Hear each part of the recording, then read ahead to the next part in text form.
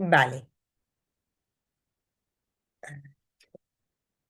A ver, no estoy segura de estar compartiendo, disculpad.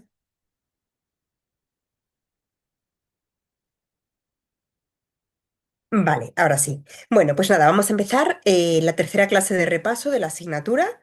Sabéis que hacemos una clase de repaso, hicimos la de la introducción, luego hacemos una clase de repaso después de cada actividad y así, bueno, podemos aprovechar a discutir alguna duda de las clases que ya vais dando de la asignatura, pero sobre todo nos centramos en corregir esas actividades, ¿vale?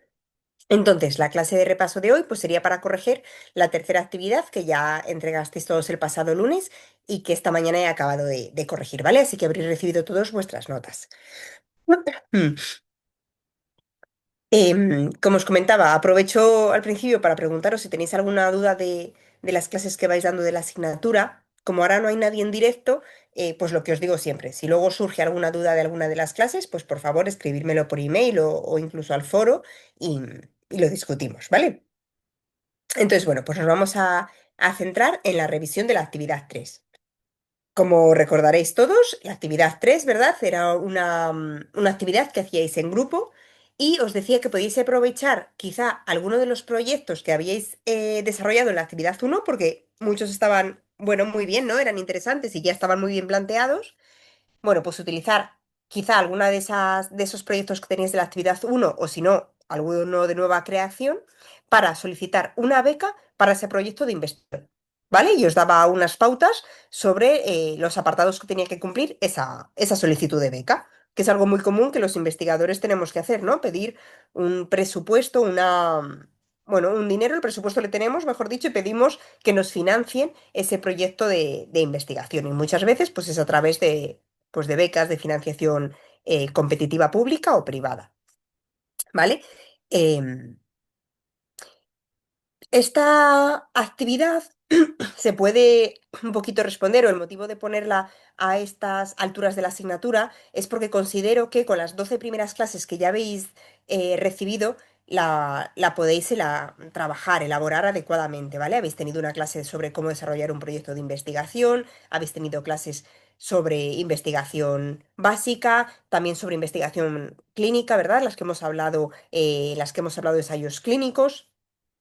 Habéis recibido también algunos conceptos de estadística, de bioinformática, y creo que todas esas clases os pueden ser útiles a la hora de llevar a cabo esta actividad, ¿vale? En principio es ahí por donde os llegáis, ¿vale? En la asignatura, pendientes de recibir la siguiente clase sobre terapia génica en hematología, que ya, bueno, pues es un poquito igual diferente o no me parecía que os hacía tanta falta, digamos, para hacer esta actividad 3, ¿vale? De ahí el motivo de que haya tenido lugar la actividad, pues justo después de estas 12 primeras clases. Entonces, como estábamos diciendo, pues lo que os pedía era que a partir de una idea de proyecto científico, que quizá pudiera ser el de la actividad uno o cualquier otro de nueva creación, elaboraseis pues esa solicitud de financiación, ¿vale? Bueno, pues para tener recursos para llevar a cabo vuestro proyecto. Y os pedía que tuviera los siguientes apartados.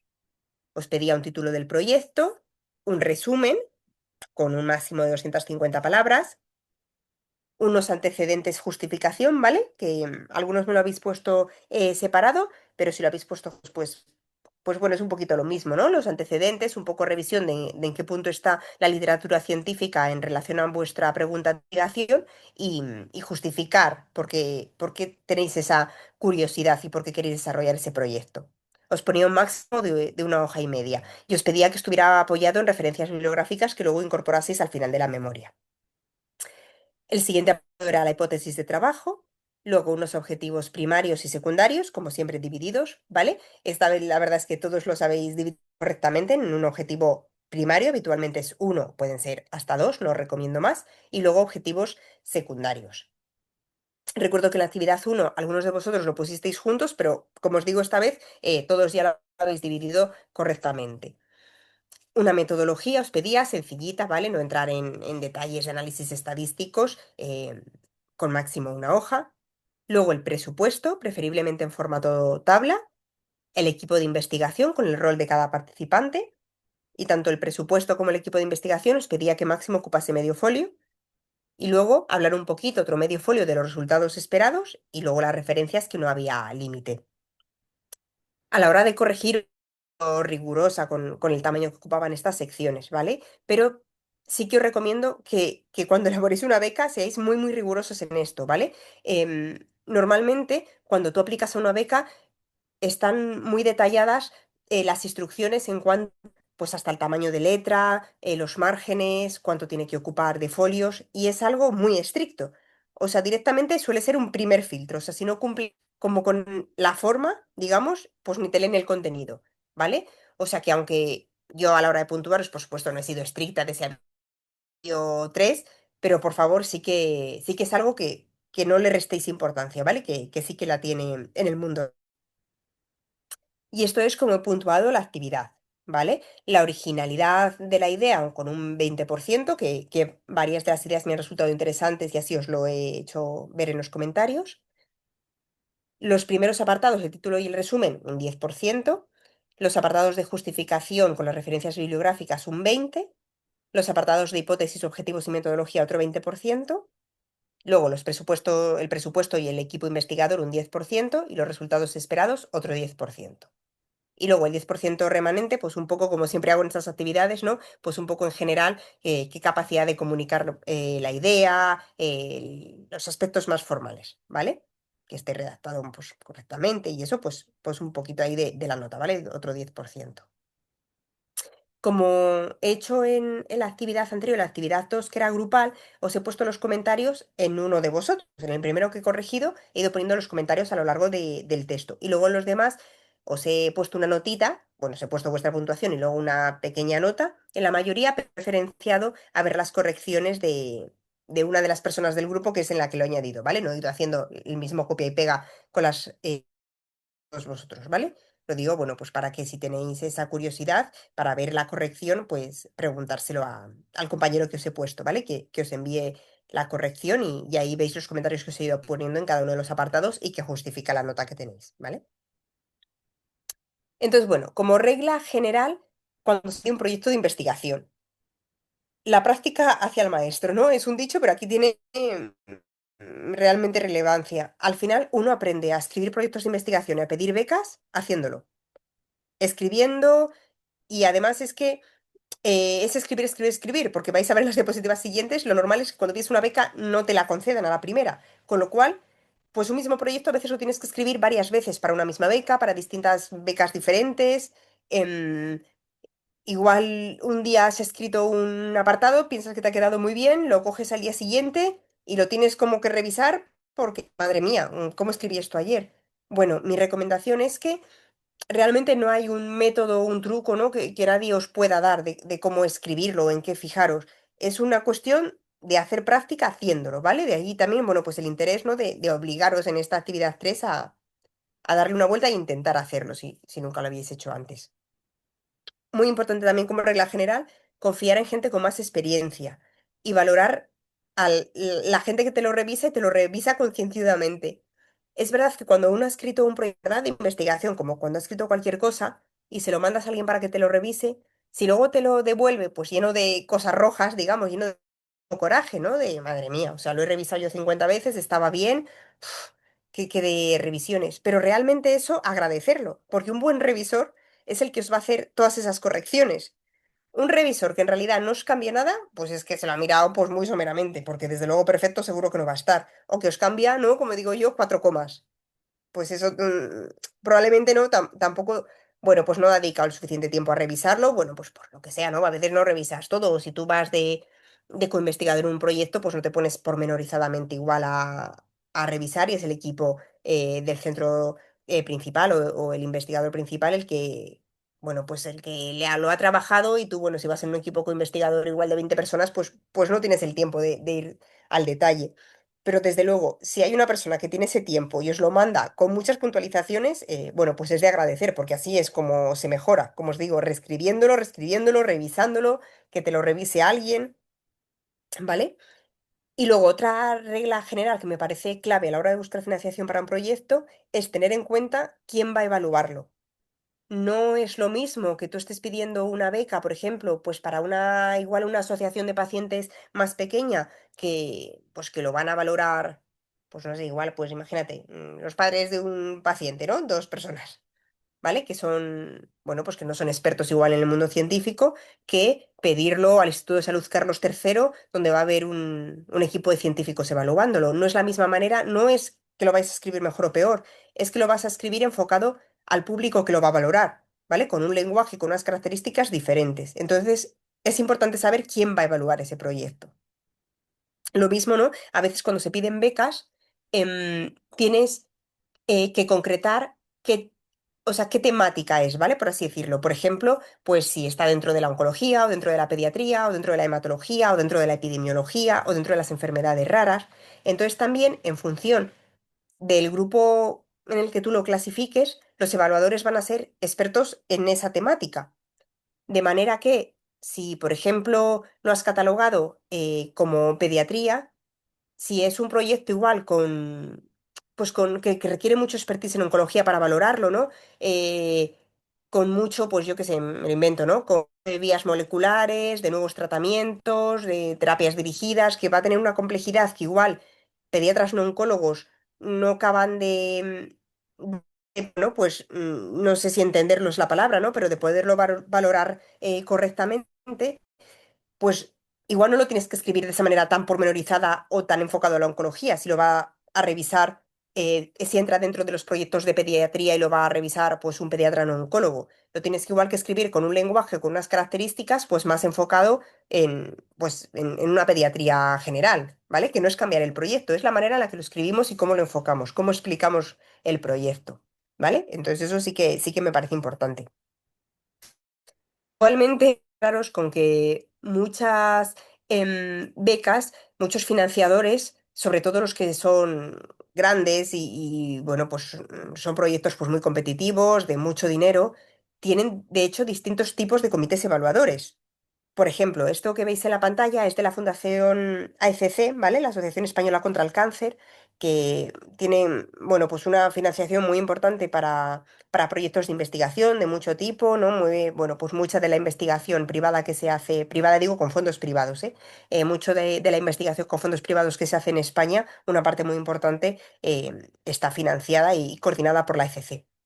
Entonces, como veis, bueno, pues ya una asociación de esta envergadura, fijaros, tiene distintos comités evaluadores. Hay comités evaluadores, por así decirlo, científicos, pero también no científicos. Fijaros, por ejemplo, aquí, ¿no? En esto que es, bueno, pues se llaman proyectos coordinados, ¿vale? Tiene una primera fase donde lo evalúa un comité interno de la propia fundación de la ECC. ¿Vale? Que no quiere decir que no sean expertos, porque aquí en la ECC el comité científico está formado, bueno, pues por gente con expertise, ¿vale? Oncólogos y demás. Vale, lo evalúan ellos. Y después tiene una segunda fase, o sea, si pasa esta primera fase, la segunda fase, en el que fijaros, las propuestas las va a evaluar la Agencia Estatal de Investigación, ¿vale? O sea, un nivel científico pues muy importante, pero también las propuestas van a ser valoradas por pacientes con cáncer de la ECC. ¿Veis cómo?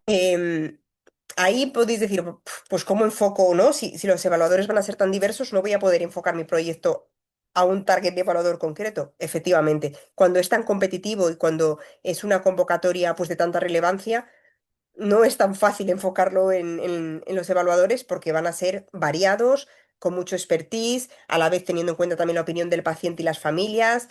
Entonces, bueno, pues es más complicado, ¿no? Lo hace, bueno, pues más difícil, que es la realidad, ¿no? Conseguir una beca de esta envergadura de un proyecto coordinado de la ECC, pues no es desde luego sencillo.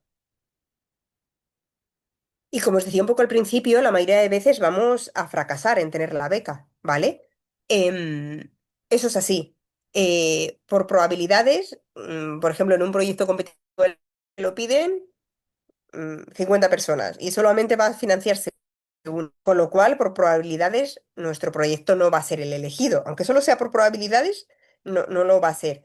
De manera que, como os decía, un mismo proyecto muchas veces hay que mandarlo a distintas becas, te lo, te lo rebotan si no has sido seleccionado bueno, pues con una crítica a tu proyecto y entonces tienes que volverlo a revisar y mejorarlo para igual mandarlo al año que viene a esa misma convocatoria. Bueno, lo importante es desde luego tener paciencia y no decaer en el intento, ¿vale? Esto es un paper de Nature que, la verdad, bueno, pues es curioso, ¿no? Porque fijaros que es un manuscrito que es no un manuscrito científico, ¿no? Sino que está enfocado en qué hacer cuando tu beca Entonces, fijaros lo que dice, ¿no? Os he copiado como un pequeño texto traducido. Te dice, no estás solo. Las tasas de éxito promedio son alrededor del 20% en los grandes financiadores, por lo que lo más probable, como os decía, es que tu beca sea rechazada. Date tiempo. Cuando tu beca se rechaza, al principio lo normal es que estés molesto porque le has dedicado mucho tiempo y tú pensabas que tu proyecto estaba genial. Así que bueno, por así decirlo, pues deja un tiempo, ¿no? Donde deja que se te pase el enfado, intenta cambiar un poco de proyecto o limpiar un poco la mente durante unos días antes de volver otra vez a ese proyecto y volver a preguntarte qué haces con él para sacarlo adelante. ¿Lo vas a mandar ahora? ¿Hay que modificar algo? Pero darte un poquito de tiempo para que se te pase como ese enfado, ¿no? Y no le cojas como esa manía a tu proyecto. Buscar los revisores te han dado su feedback, si recibes una crítica de por qué te lo han rechazado, esa crítica también es muy útil, ¿vale? Y, y lo primero no es intentar esas críticas que te han hecho, pues implementarlas en tu proyecto para mejorarlo. Aunque esas críticas dependen mucho del financiador. Hay directamente financiadores que pues rehúsan tu proyecto, o sea, te lo devuelven, pero no recibes ninguna crítica, que en verdad es lo peor, ¿no? Porque no sabes en qué se han basado. Otras veces ese feedback es muy escueto, igual pone, pues yo qué sé, experiencia del IP, un 6/10, contenido científico, un 8/10 y transferencia de resultados, un 6/10. Y realmente no, tampoco tienes con detalle, o sea, tienes así como a grosso modo, pero no sabes con detalle por qué te han puesto esa puntuación en cada apartado. Y luego hay otras que te especifican exactamente, incluso el revisor hace un informe de por qué no ha sido seleccionado. Eso es lo más útil, ¿no? Porque puedes volver a tu proyecto, ir modificándolo para mejorarlo para otras convocatorias o incluso para esa misma convocatoria para el año siguiente, ¿vale? Que es una de las cosas que hacemos los investigadores cuando buscamos financiación, modificarlo en base a lo que nos han dicho e intentarlo otra vez después mejorado. Y luego, como os decía, pues también ese feedback de los compañeros, ¿vale? Y de gente con más experiencia, mentores, que las opiniones pues tienen mucho valor. Y luego también en relación un poco a lo que hablábamos de las distintas opciones de financiadores, pues quizá para la beca en la que lo has pedido y que te lo has rechazado, dale una vuelta porque igual no es la mejor fuente de financiación. Quiero decir, si tú tienes igual un proyecto pues que no es tan ambicioso, que quieres hacer más una revisión local, una cosa más, bueno, pues igual con una N más pequeñita, que igualmente tiene interés ese proyecto, pero igual el target no es los proyectos competitivos de la ECC, ¿vale? Que son pues una financiación muy importante y con mucha gente que lo pide. Igual, pues puede ser un proyecto que es mejor pedir financiación, pues igual a una asociación de padres local, por ejemplo, que igual es una cantidad más modesta, pero tienes más posibilidades de éxito porque, bueno, pues porque no es igual de competitivo, ¿no? No es la cantidad de gente que lo pide, pues no es la misma, ¿vale? Entonces, por eso ahí, ¿no? Nos recomienda, ¿no? Y quien escribe este artículo, si tu beca gubernamental o pública competitiva no tuvo éxito, pues intenta obtener fondos de organizaciones pues más pequeñas, organizaciones privadas que igual, bueno, pues tienen una competencia diferente, ¿vale? Otra regla general importante que también ya lo discutimos con la actividad uno es ser realista con lo que pretendemos conseguir con nuestro proyecto de investigación, ¿vale? Es decir, nunca prometer cosas que sabemos que no vamos a hacer. Esto está en relación sobre todo con el tema de los objetivos, ¿vale? Como os digo, realmente aquí lo habéis dividido bien los objetivos y solo os he puesto algún pequeño comentario a cada uno, pero los objetivos tienen que ser muy definidos, ¿vale? Muy poco ambiguos y muy poco generalistas, por así decirlo, para que no parezca que estás diciendo cosas que sabes que no se van a cumplir. ¿Vale? No puede ser un objetivo eso, pues mejorar la supervivencia del cáncer. Pero ¿qué es eso? O sea, exactamente. O sea, quiero ver la tasa de respuesta en el día más 28 con ese tratamiento. Eso es un objetivo, ¿no? Pero no cosas como vagas que nosotros mismos, si nos preguntan en nuestro foro interno, sabemos que no se va a conseguir. ¿Vale? Os pongo esta foto, ¿no? Del típico de lo que esperas conseguir, ¿no? Lo que piensas que vas a conseguir y lo que al final te queda. Bueno, pues evitar que pase esto, ¿vale? Porque además quedas muy mal con el financiador, ¿no? Si a ti, si tú prometes una serie de cosas, te dan esa financiación y luego en la memoria final lo que se encuentra el financiador es esto, pues claramente va a decir, joder, pues no, o sea, que no pasa nada si lo has intentado y no has conseguido los objetivos, pero desde luego, pues no quedas bien, ¿no? Si tú proyectabas que ibas a hacer unas cosas que luego no las has hecho tal y como decías, pues no, desde luego no es bueno. Luego, esto yo creo que lo habéis hecho bien porque, por ejemplo, ¿no? En el caso de las actividades vuestras, pues no habéis ido ahí a detalles de la metodología, con cosas raras, análisis estadísticos raros.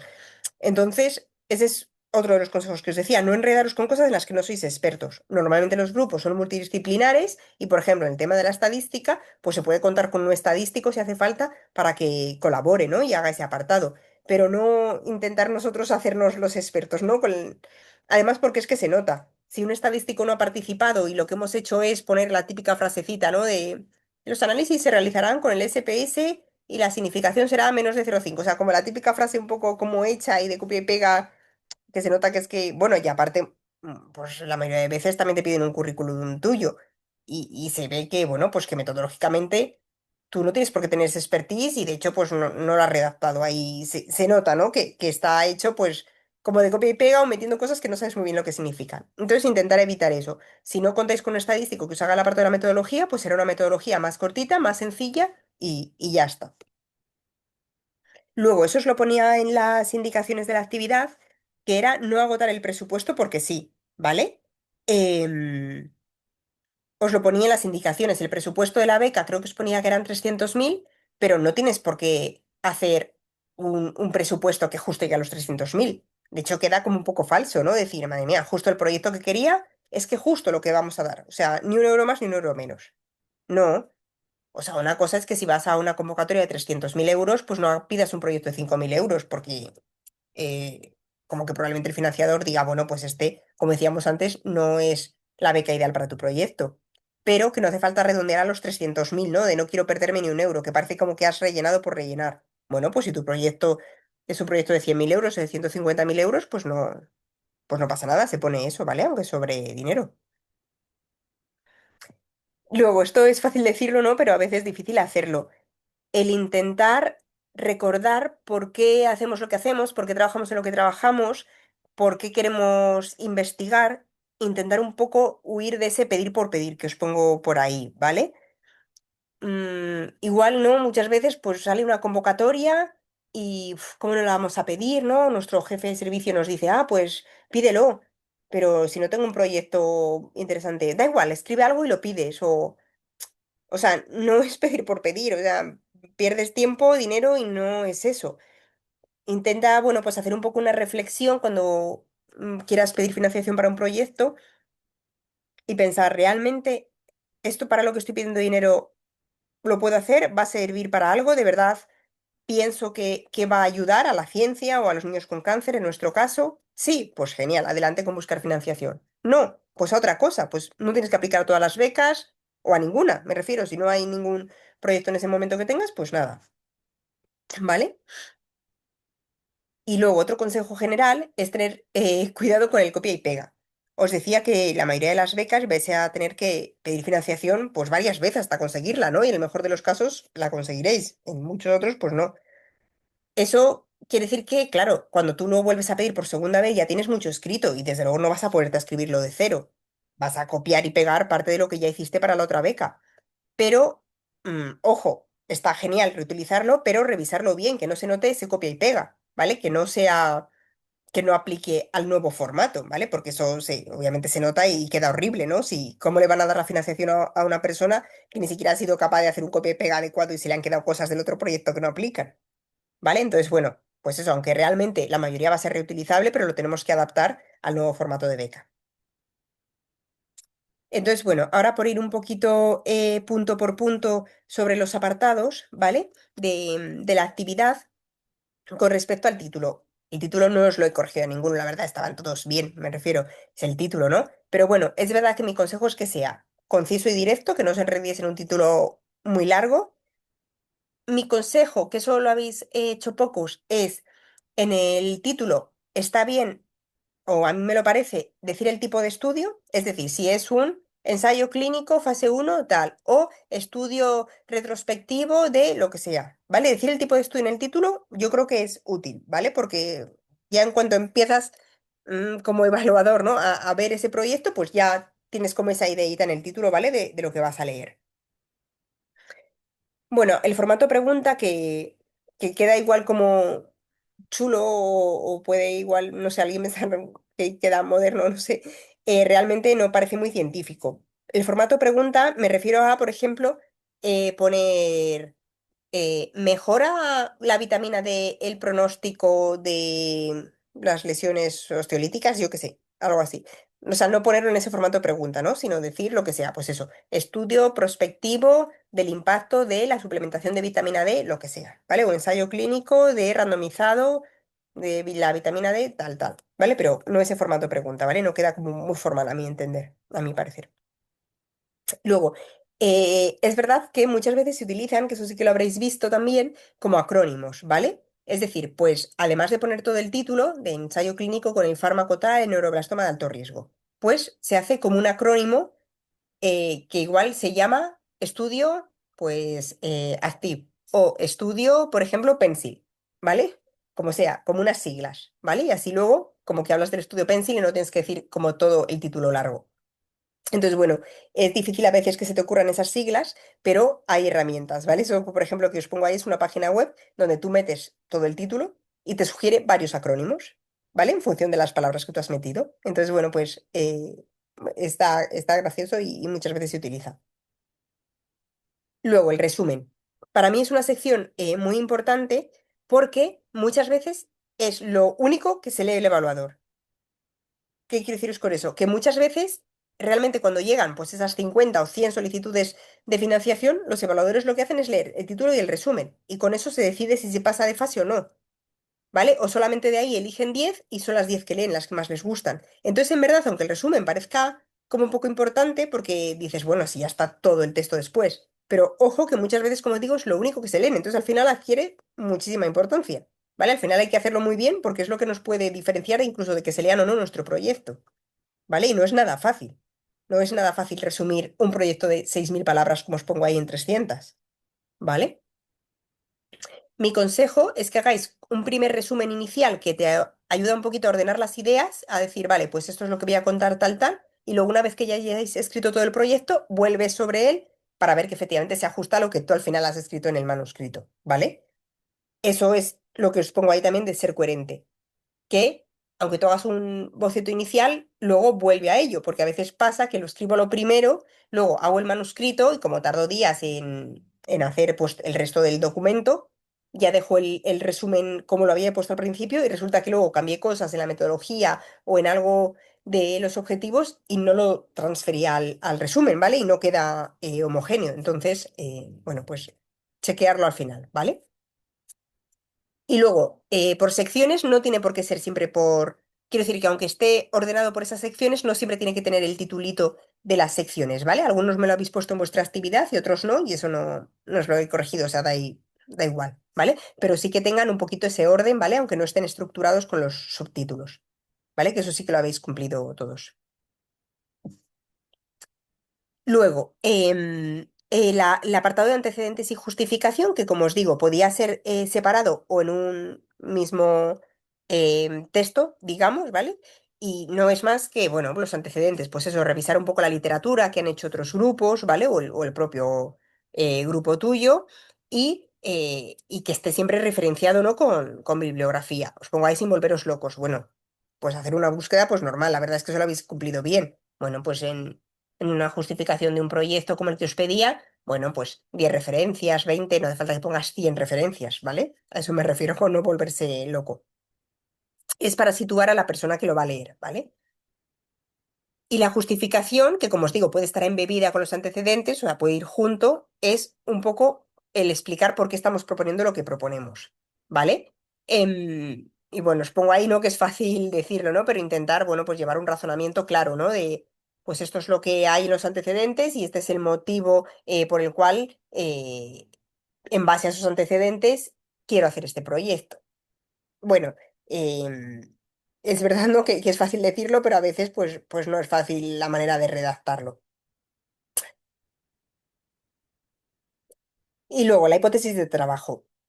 La verdad es que la hipótesis que en la actividad uno también os puse a varios comentarios de que fuera escueta, de que estuviese respondida con el objetivo uno, con el objetivo primario. Aquí es verdad que, bueno, os he puesto algún comentario sobre el objetivo primario a alguno de vosotros, pero en general es bastante bien la habéis redactado. Yo aquí os lo pedía como una sección aparte, pero a veces es verdad que se puede incluir en esa justificación anterior, ¿vale? Si nos lo piden así, puede que nos digan, mira, antecedentes, justificación y ya objetivos, y no nos pregunte un subapartado de hipótesis. Vale. O sea, si nos lo pone para poner junto, lo ponemos, pero eso no quiere decir que la hipótesis sea todo el párrafo de la justificación. La hipótesis son una o dos frases, no más, ¿vale? Pero bueno, que a veces puede no tener un apartado específico para la hipótesis. En este caso de la actividad, sí, y así lo habéis todos desarrollado. Y como decíamos también en la actividad uno puede haber más de una hipótesis, ¿vale? Pero es verdad que eso, bueno, pues complica el proyecto. A veces es necesario porque, bueno, pues porque es así el proyecto, pero es verdad, bueno, pues que le da mayor complejidad. Entonces, si tenéis varias hipótesis, como sabéis, tenéis que tener varios objetivos primarios que den respuesta a esas hipótesis y mi recomendación es intentar entonces dividir el proyecto en subproyectos, cada uno que responda a las distintas hipótesis, ¿vale? O, bueno, subproyectos o Word Package o como lo queráis llamar, ¿vale? Para intentar ordenarlo un poco, ¿vale? Y que no parezca muy caótico, que no se sepa qué se va a hacer.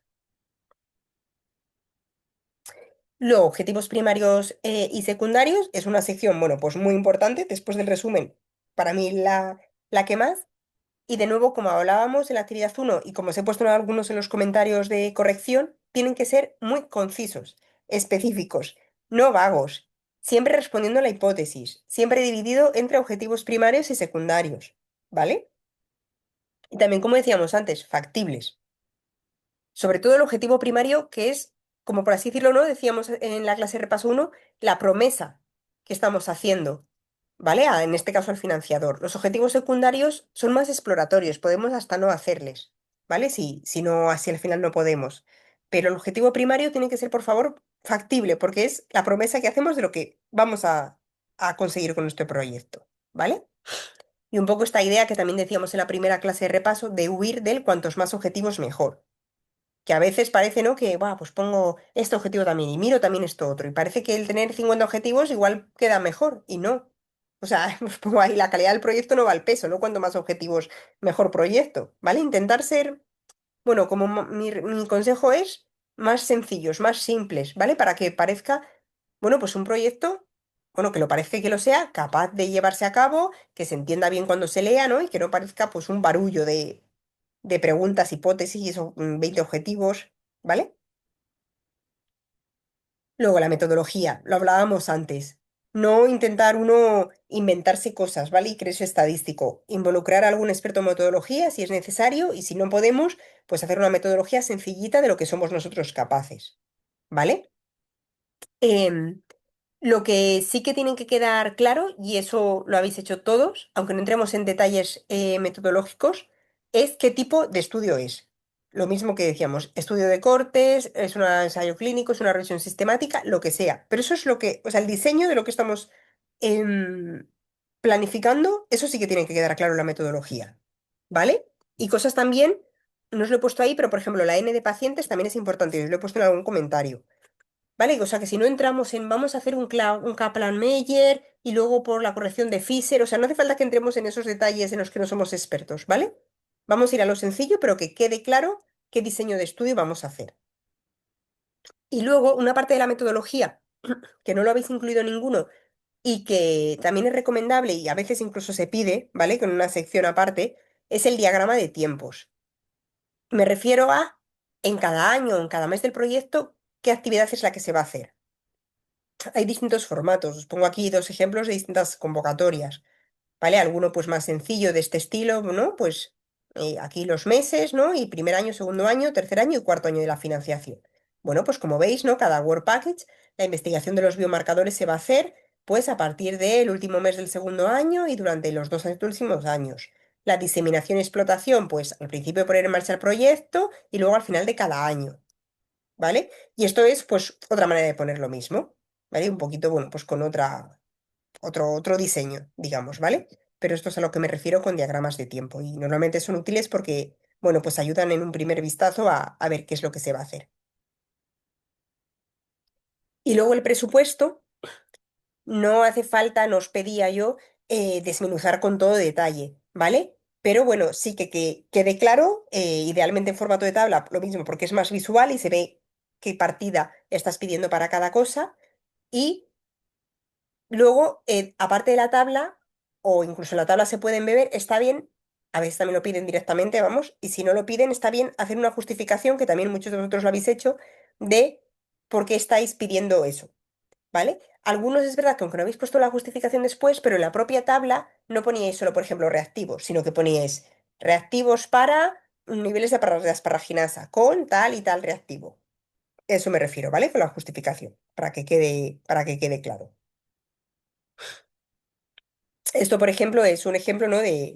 Bueno, pues de un presupuesto en una propuesta del Carlos III, donde veis que lo dividen entre gastos de personal, gastos de ejecución, con cosas de fungibles, equipamiento, y luego otros gastos de ejecución que son pues los seguros, los viajes, la comunicación de los resultados.